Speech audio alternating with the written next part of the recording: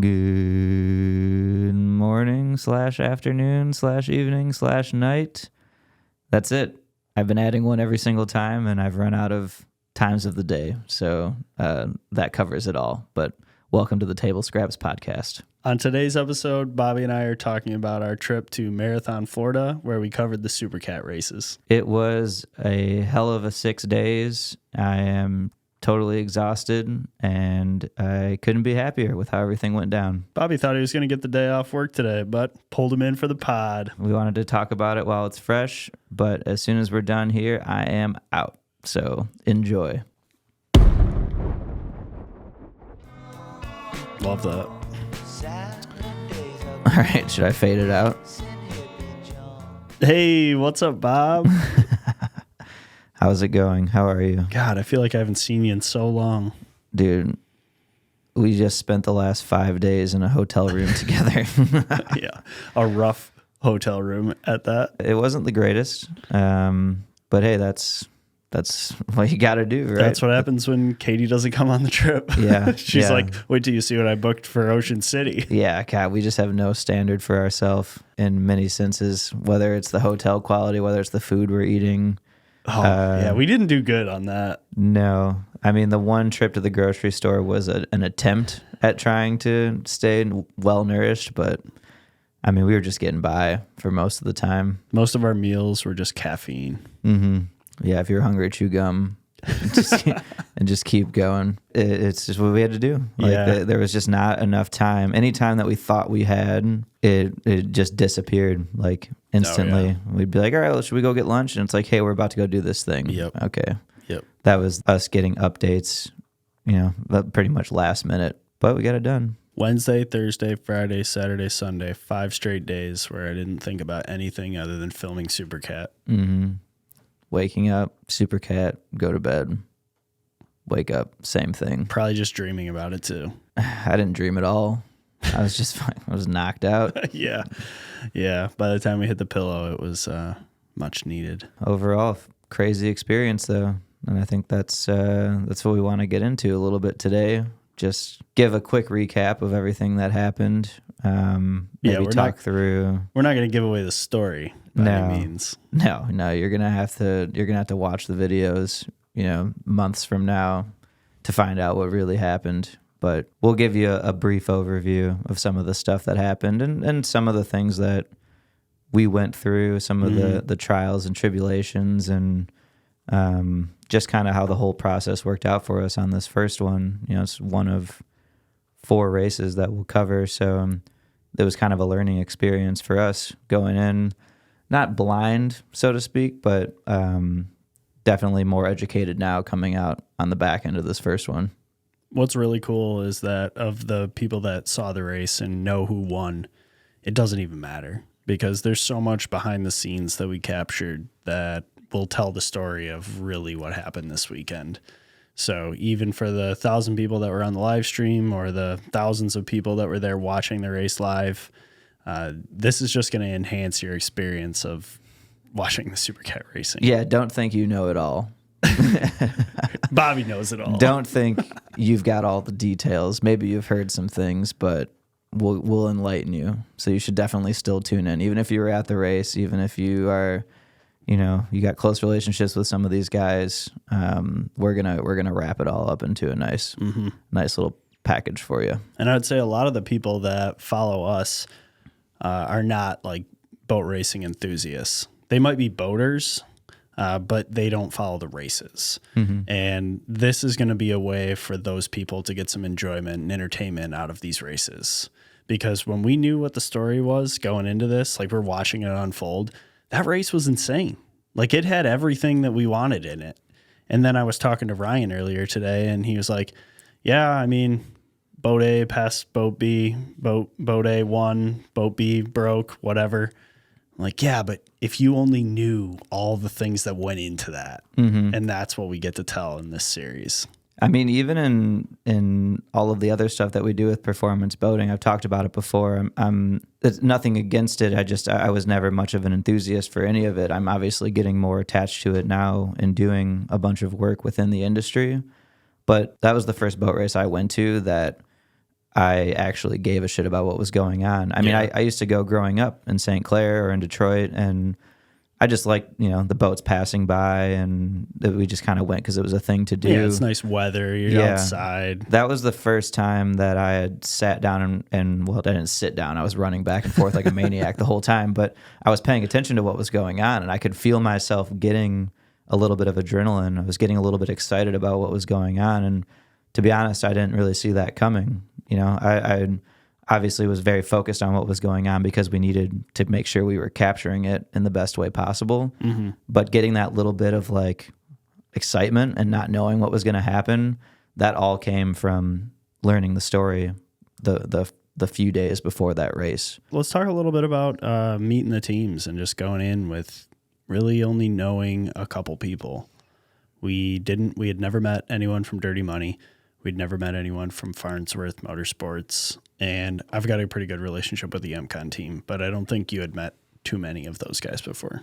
I had been around for the Monster Boat video, so I had stayed with you guys with Tyler and Lindsay, so I'd gotten to know them a little bit. Mm-hmm. Definitely not super intimately though, and then a lot of the guys around the shop and the crew. I mean, we passed through there to I think we did an interview with Myrick for that, and then we had stopped and talked to a couple of the guys, but that was pretty much it. I didn't really get an opportunity to sit down with anybody and talk to them about what they do and just get to know them on I wouldn't even say a personal level, but just get to know them, period. So that was probably my favorite part of the whole trip, was getting to meet all of these people, even doing the interviews, like getting an understanding of who everybody was. That was very, very informative and very rewarding for me to get a better idea of what was going on, who the teams were. I feel like those interviews really created a space where you could learn a lot about those people. Mm-hmm. I mean, you separate them from everyone else. It's just me, you, and whoever it is that we're interviewing, and it's a conversation. We're just talking about why they do this, and about their team and about them. And yeah, I hope that comes across in the interview where other people feel like they're getting to know this person too. It's one thing to go up to somebody and just shake their hand, meeting them face to face, getting some sort of familiarity, but getting the opportunity to have people sit down and do a 45-minute, 30-minute interview with you where you get to just pull all of this information out of their head. And it's crazy how quickly you get to know somebody through that process. And then just being around the teams, as much as we can all weekend, you're kind of a fly on the wall. So you don't necessarily want them to cater to you, I guess. You don't want them to give you a version of themselves that they want to give. You want the real version of them interacting with their team and the people that they're already comfortable with. There's no facade or anything like that. So yeah, over the course of 3-4 days, spending all that time with those guys, I felt like I got a good understanding, or I hope I got a good understanding of who they are, and that's just going to elevate our ability to tell their story. Do you think it's weird at all that we're sitting there asking them all these questions and learning all about them, but they don't know anything about you? Maybe a little bit. I don't mind it, but it's definitely one-sided.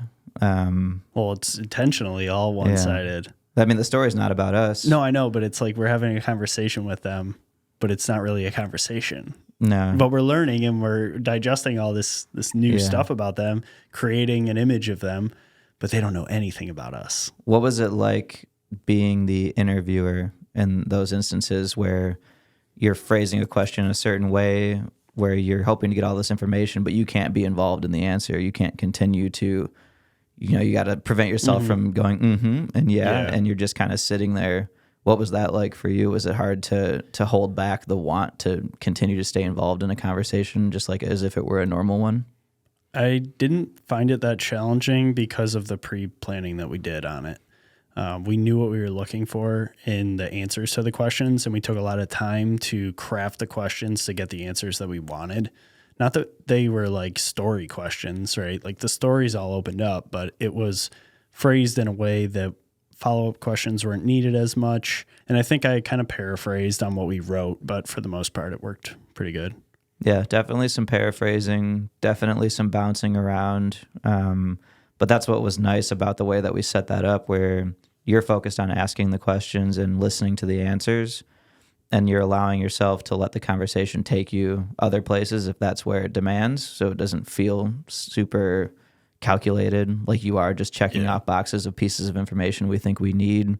And in the meantime, I'm sitting off to the side and I'm checking off some of the questions that we've asked that we thought we needed, maybe pulling some questions from different sections up to where you're at so that you can ask them if it's relevant now to the conversation you're having. Having that backup support, I feel like, allows you to just focus on asking the questions and then hearing the answers and actually digesting the information, so that way if you think of a question on the spot, you're ready to go with it. The tool that we're using is called Notion, and man, I'm really happy with it. I mean, we write everything in there. Bobby's, like you said, checking it off as I go. I thought our interview process was pretty seamless. The amount of interviews that we pulled that day and the amount of time that we spent in that room doing the interviews, I feel like there wasn't a whole lot of like tension or pressure or worry because of all the pre-planning. And granted, we got a lot of time to do that the day before. Yeah, I want to talk about that because a lot went into like finding this space. Yeah, we probably, if we started from the beginning of the week, we got there on Wednesday. We probably could have got there on Thursday, but we were playing it conservative because this is the first race of the season. This is the first race that we're covering for this series. So we didn't want to be late by any means. I feel like we were pretty much early across the board all weekend to everything that we could be, because we don't know exactly how it goes down. Now we have a much better idea. But even Thursday, we spent a lot of time in that room, and we didn't even yield any interviews that day. The plan was... We tried, and that's just kind of par for the course. It's a busy weekend. People are showing up with their boats and their crews, and they're getting all their shit set up, and they're trying to work out all the kinks that they have going on in their boats, if there are any. So we try to chirp them as little as possible. I feel like, we're touching base and like, hey, if you got the time. And we didn't even know them at that point. Yeah, so you don't want to step on any toes. No. You're not trying to be annoying. But at some point, these interviews were super important to what we're doing, so we had to get them. That being said, Thursday we played it pretty conservative with all of that. We just took the time to set up the set. And if I know how you went about it, but why don't you tell the listeners? You got to take it back a day to Wednesday, because we were coming there after talking to the president of Race World Offshore, Larry Blyle, and Matt Trilio from Swinging on the Water. And those guys had talked and found a location for us to do our interviews in. So we had the first location that they had told us to check out ended up being a little bit too well lit. It probably wouldn't have been too crowded, but it just wasn't the vibe that we were looking for. Right. Thanks to them for trying, for sure.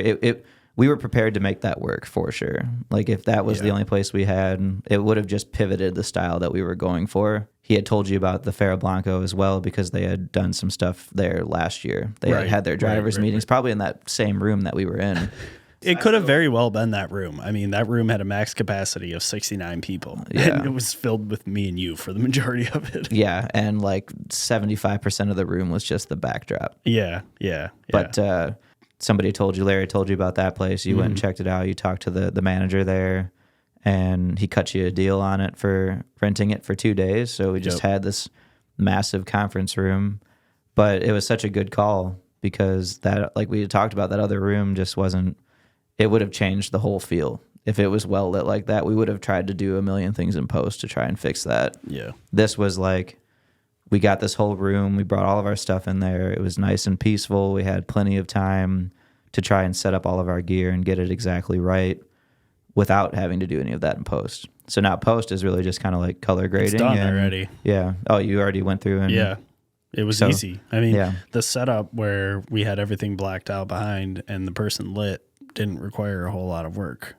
I mean, it's their face. You just color grade it one time and copy that to all the interviews, because it's the exact same set.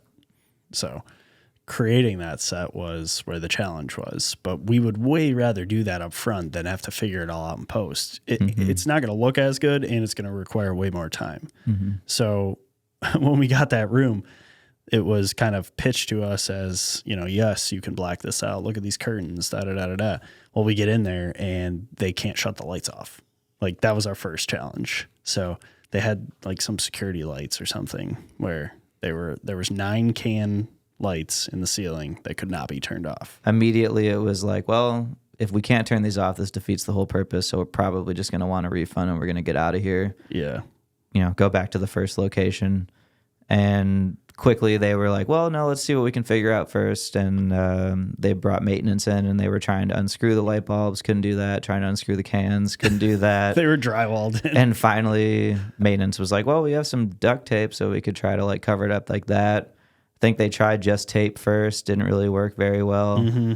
Went and fetched some spare cardboard from the recycling bin and started taping cardboard boxes to the ceiling over the can lights.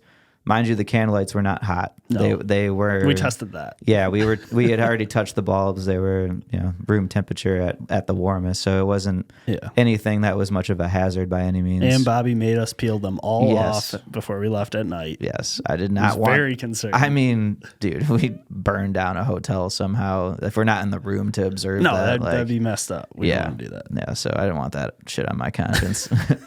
But yeah, so they taped up all these cardboard boxes, and it worked. It paid off. When you guys see the interviews, you're not going to have any idea that it's in a Courtyard Marriott conference room that's decorated exactly what you think it'd be decorated like in Marathon, Florida. Was brutal. Yeah, you won't be able to see any of that though. As far as you're concerned, it's in a dark basement somewhere, and that's kind of the vibe we're going for. We just want you to focus on the characters themselves. Right. I'd say that was a win for sure. Now we just have to repeat that at the next 3 races. Mm-hmm. And I can tell you, some phone calls will be made before we go to those locations because I want that set up in advance. Mm-hmm. There's no reason that we can't. If we're going to rent, if we're going to pay for a space, there's no reason we can't get that in advance. I'm probably going to already start making some calls this week for Ocean City. That was a learning experience. We had practiced a little bit with that lighting setup, but getting with there, the Sensation guys, getting there and doing that in a completely different room that we hadn't been in before. I mean, we probably spent, 4 hours. Yeah, I was going to say 4 or 5. 4 or 5 hours getting that set up. Yeah. Me sitting in the seat, turning the lights off, checking the cameras. What do you think? All right. Downloading the footage, putting it on the computer, color grading it. Did that work? Okay, let's try a different white balance. Let's try 3 different white balances. Yep. Look in all directions. Like that was the most intensive interview setup that we've ever done. Mm-hmm. But I think it's going to pay off. And I think that if we can afford to do that with all of our interviews, not that we don't put work into it before, but getting that footage downloaded and being able to look at it and understanding how it looks in post, I think that's just another way to make our lives so much easier if we have the time to prep. Something that really surprised me about that set was I think a couple people made comments that they really liked sitting there under the light and felt comfortable doing it. Mm-hmm. I thought it was going to be more intimidating by being in a totally dark room, having someone sit just about this far away with a big old light shining on you. But they really handled it well. Yeah, definitely got that comment more than once. Yeah, they kind of did great. Yeah, and there's like the first uncomfortable, sarcastic remark, or like, "Oh, what's going on in here?" Like, "Oh, the lights are turning off." Who's not going to crack that joke if they're nervous going into an interview? But after a few minutes, I mean, the way that we had them lit, the way that we had you lit, so that you're still involved in the conversation. Right? Yeah, it wasn't dark. We were making sure that nobody else was in the room. We found that works really well. It's just a lot easier to be more comfortable. Yeah. And I'm wondering if that lack of light throughout the room is just kind of removing any distractions so that you have a better opportunity to focus just on the question and then your answer to that question. There's not people walking around or watching that you might make eye contact with or knowing that they're there, or even having a well-lit room where you can just see anything. Maybe you're getting distracted, and then you come back and you miss the question, or you just can't think about it as well. Point. Yeah. It's like turning off all the noise in the room. And we're going to recreate that a few more times. And should look really nice for this video series. Yep, I agree. But that was strenuous. That was the 2 days, really. Yeah. All Thursday was spent setting up and prepping. We didn't get any interviews in, so we ended up pulling, I think, what was it, like 7 interviews on Friday. And I think we interviewed those guys until like probably 10:30 at night. Yeah. That was a long day. Yeah. And that was definitely a feeling of like, well, we need to get these interviews, so we're going to get it done, and we're willing to go and do this as late as they're willing to. You know, if this is their only free time, we'll make it work. And then break down everything after that. Yeah. Because we had to be out of that room. Yeah, put on some jams and start breaking all that shit down. We probably got done at like midnight. Yeah. Head back to the room, go to bed, wake up Saturday. You know. Thankfully, Saturday we didn't have to get up super early. There wasn't anything going on in the morning. And it was kind of funny because there's all these other races. I mean, Supercat was one race of, I think, 4 or 5, maybe even more. Didn't pay a lick of attention to anything else. Like somebody's like asking me, "Oh, who won the 450 class?" Like, did they race today? I don't even know. Like we were there for one reason. It was nice. It was nice to just hone in on that, and not even just the whole race, but just these 3 teams. You know, that was all we had to do, was focus on these 3 teams. I wouldn't have been anywhere near as interested either if it weren't for the fact that we were focusing on them for those days leading up to the race. What I didn't really expect was how many creators we were going to meet that were also present on these 2 teams. We kind of knew with MCon that like Matt Ludden was going to be there, and his partner Jace. They work together on all the MCon stuff. But on the Dirty Money side, they hired a couple of girls to do some social media content creation for them, and they hired Bad Boy Boating, Anthony. He was there too. So we got to meet a bunch more people that are doing similar stuff to what we're doing. And that was really cool. And then you had Carson from MTI that was there, met him for the first time. And that was probably what I enjoyed the most, was getting to talk to all these people. Oh, what kind of gear are you using? Like, what do you do here? What do you do there? Like all that, just bouncing ideas off of each other. And then when it came to filming, it was like, oh, I got a shot of an MTI. Carson, I'll give you that. And then before you know it, he's following you around for a day, like helping us. He's like, I don't have anything going on today. Like I could just grab a camera and help you guys. But it was really cool to see that. I think that was my favorite part of the whole weekend. Definitely nice to get to know those guys and gals, and the opportunity to create some friendships beyond just, you know, some of the conversations over the internet, like with Carson, or, you know, just continuing to see Matt at these events. That collaborative effort, like you mentioned, was really nice. That opportunity to, you know, get some handshakes in and learn a little bit more about them as an individual and their creative style and their creative approach, and then getting the opportunity for all of us to help each other out. And especially, you know, a huge thanks to them, because I feel like our project is going to be so much more enhanced with all the help that we got from those guys at MCon and Carson and the whole Dirty Money gang. Like, without the stuff that they're giving us, it would have been a lot harder to pull something together. Granted, we would have done it because we get it done no matter what it is that we pull, but it's going to make our lives so much easier, and it's going to make the quality of the video so much better too. And one of the ones that I really wasn't expecting was Parker Lindsay offering up all of his helicopter footage.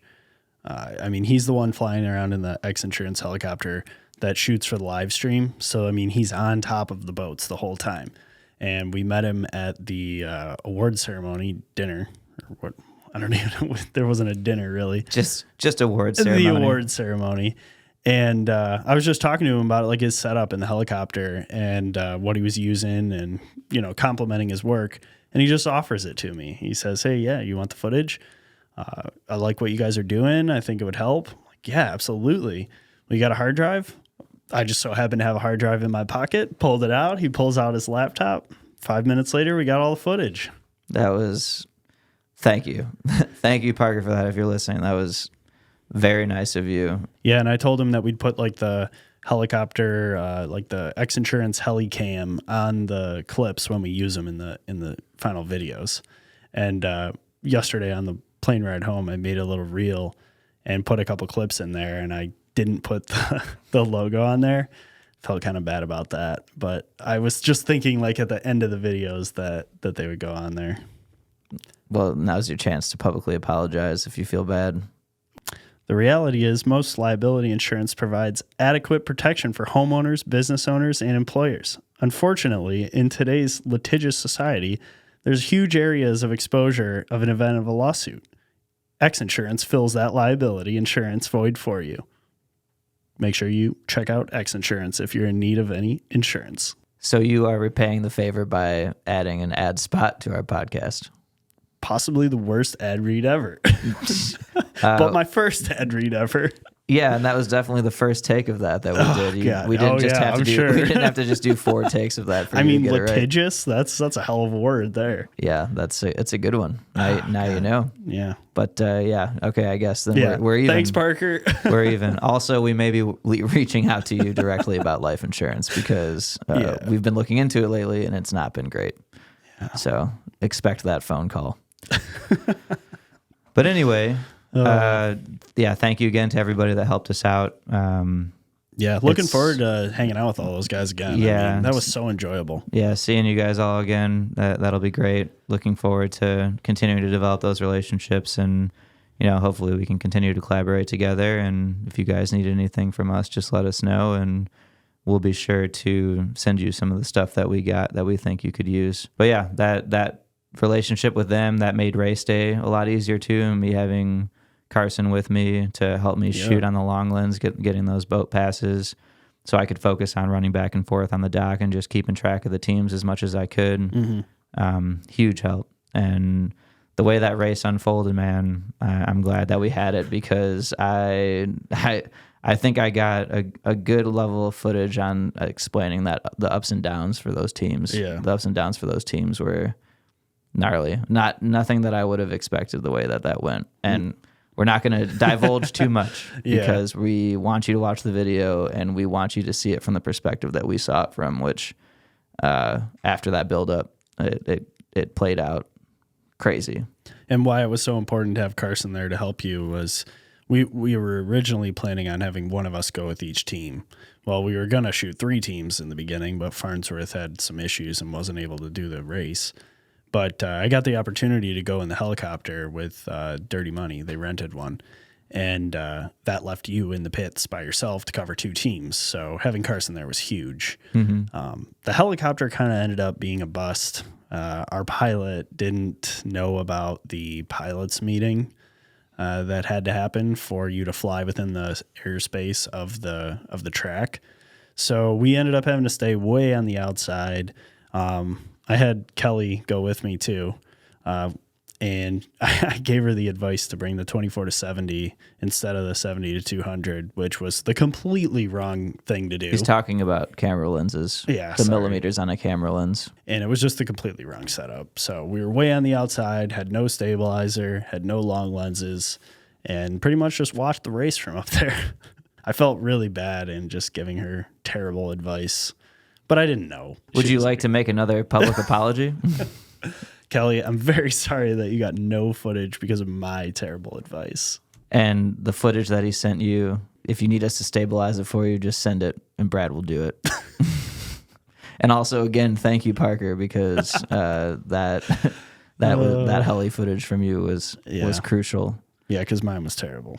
In the future, if Parker is going to help us out with that footage, I'm not even going to try to go in a helicopter. There is no point. I mean, his stuff is so good, and that helicopter is so smooth, and his dad drives that thing like a beast. It's just right on top of him. I mean, what's the point? I'd rather go in the pits and try to capture some reactions. Yeah, definitely. And if Farnsworth figures out the issues in their boat for the next race that we're going to, I'm going to need some additional help. For sure. In the pits. And next time we'll have Katie with us too. She wasn't able to join us on this one because she was at a bachelorette party for my sister-in-law. Future sister-in-law, yeah. Yep. Which is next month. I mean, that was an important one to go to, so we'll cut her some slack on that. Definitely. Yeah. We made it work though. Yeah. It was a lot of work. There was a lot of pivoting. There was a lot of ups and downs. There were a lot of letdowns followed by triumphs. It was a lot of work, but it was a really good learning experience. I mean, what do you think? What are your top takeaways for shooting this next race in like a month or so? First thing, we got to have a location for the interview set. If we have that, we can come a day later. We have less expenses then, so That would be my number one thing. Getting Farnsworth some attention, and hopefully they can run the race. But getting their interviews done, that's probably the second biggest thing, if not the biggest thing to do. Other than that, though, I thought we were very prepared. We'll be just as prepared, if not more prepared, next time. And hopefully we get a good storyline like Marathon provided. What were your takeaways? I think probably the shooting method for certain situations, understanding a little bit better about what goes on in the pits, wet pits, dry pits during the race. I want to mic up different people, and I want to get different perspectives of those people. That was the most intense part for me, was probably running back and forth on that dock, because I didn't really know how to do it. Between two teams and knowing how the race was unfolding, I started to pay attention to where the boats were, so that'll also dictate, who we're shooting and at what time. But getting a little bit better audio during the races and getting those, firsthand reactions to what's going on, I'll probably focus a little bit more on that. You think you'll use a boom? I thought about it. It might be tough because it's outside. So, and what I've learned about audio equipment, these mics, we've used these to boom before, and in outdoor situations, they're really nice, but you do have to get them quite close to people to hear them. So if I can get some of that audio, and maybe it doesn't mean so much to the shot, or we put B-roll over it, then it would definitely be worth to do. Otherwise, using a condenser microphone would be better for filming, because I can stand back a little bit further, but then also those things pick up wind and surrounding noise like crazy. They're better for controlled environments. So all of this is what I'm talking about. I'm going to do some research. And test it out. Yeah, test it out, figure out what the best setup is, and be dialed for that by the next time that we're out there shooting the race. Yeah, that's a great takeaway. The audio was kind of a pain to figure out. Mm-hmm. There were some opportunities where if you were booming, I was filming from a long ways away. Yeah. They wouldn't have really even paid any attention to it. Yep. And I'm hoping the next race is a little bit more centrally located than this one, because we drove back and forth on Marathon probably 25 times, and it's like a stretch of 6 or 7 miles. Yeah. Like the crane was on this end, the pits were on this end, the hotel was in the middle of that, our hotel was in the middle of that. It was just, without knowing where we needed to be or getting those last minute phone calls, without it being centrally located, it was just, there was so much driving. Yeah, how many times did I turn out and go the wrong way? Bobby, I owe you an apology. Yeah. I'm sorry for tripling your car time. Yeah, right. Maybe that's why we did so much driving, because we were driving the wrong way half the time. Yeah, one island, one road. You wouldn't believe how many times I went the wrong way. I think you might be a little directionally challenged. But hey, we got it done. Yeah, I think you figured it out. You figured it out by the last day. No, you just drove at that point. Yeah, that's right. I just took over. It was a crazy trip. We're going to be here now for a few weeks before we travel again. So I think next steps are just getting into all of this footage that we got, that everybody else got, figuring out how we want this narrative to play out based on the race, based on the days before the race, and prepping for the next shoot. What do we need to continue to drive the story? And a big thank you to Bo, Wynn, and Tyler for funding this project. Without you guys, we wouldn't be doing any of this, and it's really going to open the door, I think, for us to create content like this with you guys in the future, and maybe some other race classes or something. Yeah, and thanks to Matt and Jason at Speed on the Water for getting the conversation started and continuing to support us along the way and everything that we're trying to make. And just thank you. You guys are the best. What do you say? Call it? End it on that? Yeah, I got to go cut my grass now because it's been neglected for the last week, and it's probably like 6 inches high now. It's probably dry by now. I feel like I talk about my grass too much, but I think that's just what happens when you have a lawn that you have to cut. Becoming my dad is what's happening.